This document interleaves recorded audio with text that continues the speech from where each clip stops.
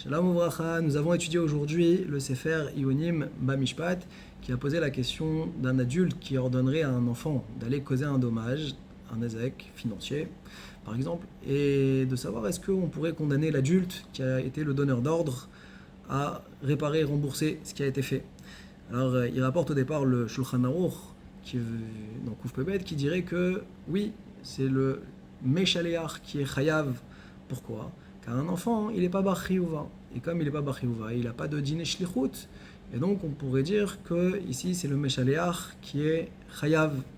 Par contre le Shach, lui, objecte sur le Shulchan Aruch et dit que non, tout ce que le Meshaléach devrait payer, c'est uniquement Bidei Shamayim, pas Bidei Adam. Par la suite, il rapporte le Netivot Mishpat, qui ramène un machloket rishonim entre le Tosfot et Ritva, où Tosfot lui dit que en shlichut, jamais il y a de shlichut pour un enfant, et donc toujours le Meshaléach, en shlichut lidvar avera, toujours le Meshaléach serait dispensé de payer.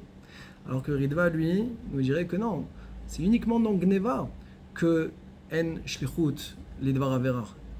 Et que donc ici, comme l'enfant c'est lui le shaliach, eh bien, le Meshaléach serait pas tout. Mais par contre, pour tous les autres sujets, comme le cas des Nezikin, la question qu'on se pose, eh bien là il y aurait oui shlichut, et donc le donneur d'ordre, l'adulte, serait chayav.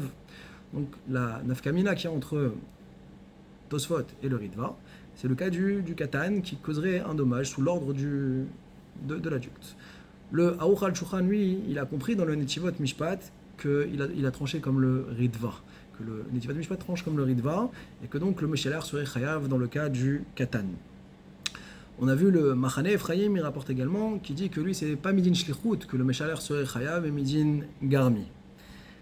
Pour conclure, lui, il dit que réellement, que le Aruch HaShulchan, même si c'est vrai que c'est un des Acharon, et que c'est lui qui est venu en dernier, qui a tranché la halakha, et que donc on peut supposer qu'il a vu toute le background, tout ce qu'il y avait avant, et que donc il s'est positionné par rapport à cela, hein, ça ne nous permet pas de pouvoir encore trancher la halakha comme lui. Pourquoi? Parce que sa source à lui, son bassis à lui, c'était justement le Netivot HaMishpat. Et le Netivot HaMishpat, en vérité, il n'a pas tranché comme le Ritva. Il a rapporté une machloket, tout simplement. Donc ça laisse entendre qu'on peut encore analyser le sujet. En tout cas, lui, il veut déduire la halakha par rapport à un cas de Ilchot Pikadon, où là-bas on voit que dans le cas du Pikadon, au nom du Roche, d'après les chandrines du Roche, c'est qu'il y a une notion de payer par rapport à une notion de Tikkuno Shel Olam. Et là-bas, on voit qu'il n'y a même pas eu de pshia fait par le Baal Habayit quand il a remis le Pikadon à sa femme ou à ses enfants. Et on voit que quand même, Mipne Tikkuno Shel Olam, il doit payer. Eh bien, Kal vachomer, par rapport à nous, où c'est un cas de pshia, que Mipne Tikkuno Shel Olam, il faudrait payer le Meshaléach. Et ce serait ça la raison d'après le Sefer Ionim Bamishpat Razak Ubaou.